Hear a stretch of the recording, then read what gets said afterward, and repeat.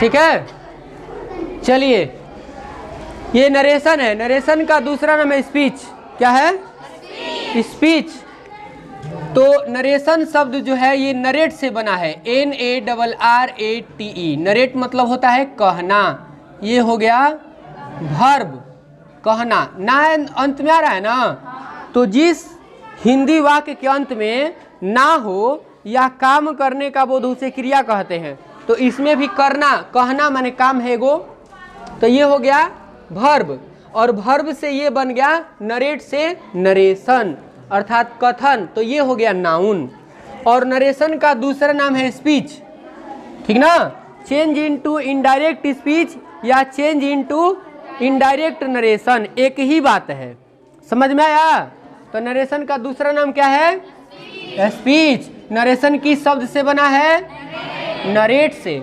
ये हो गया डिफिनेशन, परिभाषा किसे कहते हैं। तो the statement spoken by a speaker is called narration.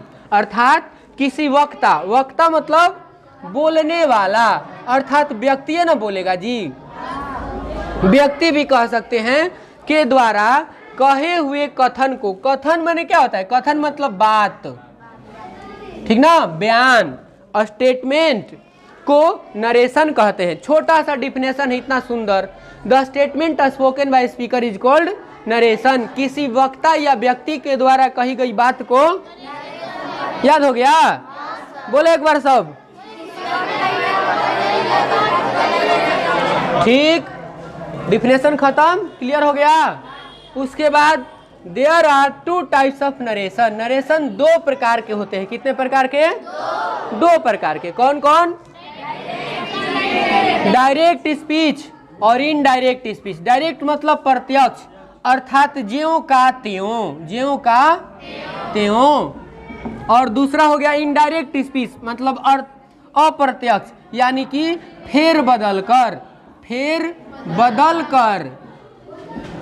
अर्थात किसी भी व्यक्ति की बातों को हम दो तरह से पेश करते हैं, दो तरह से कहते हैं। कैसे? एक जैसे कहा उसी तरह कह दीजिए, और एक बात बना कर बोलिए। जैसे क्या नाम है तुम्हारा? आसी। आसी के पापा मान लो बाहर आ गए हैं, ठीक है, बोले किसी से थोड़ा आसी को बुला दीजिए। अब वो डायरेक्ट आया और कह देगा आसी तुमको बुला रहे हैं पापा तुम्हारे, ठीक है। तो ये डायरेक्ट। या कोई आया कहा ए आसी तहर पापा कबे से दुआरी पर खड़ा बड़न, अब बुलाओ तरन तहरा के, ठीक ना। तो इतना बात तो उसके पापा नहीं ना बोले थे, इतना बात हम अपने से बोल दिए। तो मिलाकर अपने से बोलेंगे तो उसको इनडायरेक्ट बोलेंगे, इनडायरेक्ट नरेशन कहेंगे। और ज्यों का त्यों कह देंगे तो उसको क्या कहेंगे? डायरेक्ट नरेशन कहेंगे। जैसे अब देखो, he says to me you can play. उसने मुझसे कहा तुम खेल सकते हो। ये कौन सा नरेशन हुआ? ये डायरेक्ट नरेशन हुआ। और इसको अगर इनडायरेक्ट में हमें कहना होगा तो इसका चेंज कर देंगे। He says to me that I can play. उसने मुझसे कहा कि मैं खेल सकता हूं। तो बात दोनों में सेम ही है। उसने मुझसे कहा कि तुम खेल सकते हो, या उसने मुझसे कहा कि, तो इसमें क्या जुट रहा है? की जुट रहा है, और तुम के जगह मैं हो जा रहा है। तो चेंज हो रहा है कि नहीं दुगो? तो एक भी यदि चेंज होता है तो उसको इनडायरेक्ट स्पीच ही बोलेंगे, कुछ भी अगर चेंज करते हैं तो, ठीक ना। ज़्यादातर लोग बातों को इनडायरेक्टली ही बोलते हैं, डायरेक्ट नहीं बोलता है। कोई बोलता है? नहीं, अपने से कुछ ना कुछ मिलाएगा जरूर है। मार झगड़ा लगा तो और बड़का बड़का मिलाएगा उसमें। तू एगो गाली देगी तो कहेगा बाप रे बाप, गाली के दुकानें खोल दिया था। हाँ, तो बातों को बनाना ही इनडायरेक्ट स्पीच है, समझ गए। अब देखिए अगला point, there are some important points in direct speech. Direct speech के नरेशन में कुछ महत्वपूर्ण पॉइंट है। अब जो इसको समझ गया वो 80% नरेशन समझ गया, समझ लो। ये क्या है? पहला है रिपोर्टिंग साइड। पहला क्या है? रिपोर्टिंग साइड, और दूसरा है रिपोर्टिंग वर्ब, और तीसरा इन्वर्टेड कॉमाज, और चौथा है रिपोर्टेड स्पीच। तो ये कहाँ होता है? डायरेक्ट स्पीच में। तो ये डायरेक्ट स्पीच का वाक्य है ना, है? अब इसी में ये चारों है। क्या कोई बताएगा कहाँ है? चलो मैं ही बताता हूँ, छोड़ो। रिपोर्टिंग साइड, रिपोर्टिंग साइड यानी कि कहने वाला और सुनने वाला। तो ही सेज टू मी, उसने मुझसे कहा, वह कहने वाला है और मैं सुनने वाला हूँ। तो ये दोनों हो गया मिला करके रिपोर्टिंग साइड। तो इसको लिख दीजिए यहाँ पर रिपोर्टिंग साइड, ठीक ना? या दूसरे शब्दों में बोलिए तो हाई देखिए, हाई है इन्वर्टेड कोमा, ठीक ना?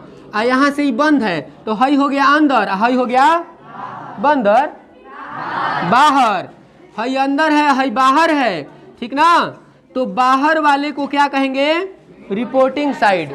अर्थात इन्वर्टेड कोमा के बाहर जो वाक्य रहता है उस वाक्य को रिपोर्टिंग साइड कहते हैं। क्लियर हो गया ये? ये है रिपोर्टिंग वर्ब। तो इसमें भी आईएनजी लगा है, इसमें भी आईएनजी लगा है। तो रिपोर्टिंग साइड में देख लीजिए कि वर्ब कौन है? से मैंने कहना, ये वर्ब है ना, तो ये हो गया रिपोर्टिंग साइड। हाँ, reporting verb, sorry, reporting verb हो गया है। रिपोर्टिंग साइड में जो वर्ब रहता है उसको रिपोर्टिंग वर्ब कहते हैं। हो गया? तीसरा इन्वर्टेड कोमा, वो तो अंधा भी बता देगा कोमा कहाँ है। कोमा यहाँ है, ठीक है? दोनों बगल जो कोमा है इसी को कहते हैं इन्वर्टेड कोमा।